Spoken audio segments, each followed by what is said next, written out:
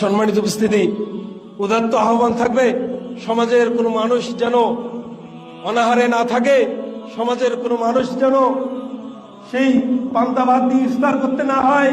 আপনি এত জাগ জমকপূর্ণ খাবার নিয়ে বসেন, মনে রাখবেন আপনার প্রতিবেশী ক্ষুধার্ত থাকে, আপনার ইমাম সাহেব ক্ষুধার্ত থাকে, আপনার মুয়াজ্জিন সাহেব ক্ষুধার্ত থাকে, বলতে পারে না আপনি তো সেই ইফতারের সময় কত রকমের খাবার খান, সেহরির সময় আপনার মাংস না হলে চলে না।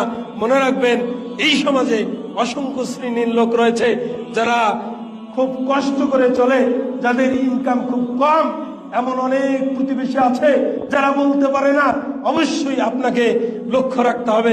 আমি যেমন ভালো খাচ্ছি, একটু কম খাই, গোস্তের টুকরা যেখানে 5 টাকা 2 টাকায় পাশে একজনকে পাঠিয়ে দিই। চেষ্টা করবেন তো? মানে ইনশাল্লাহ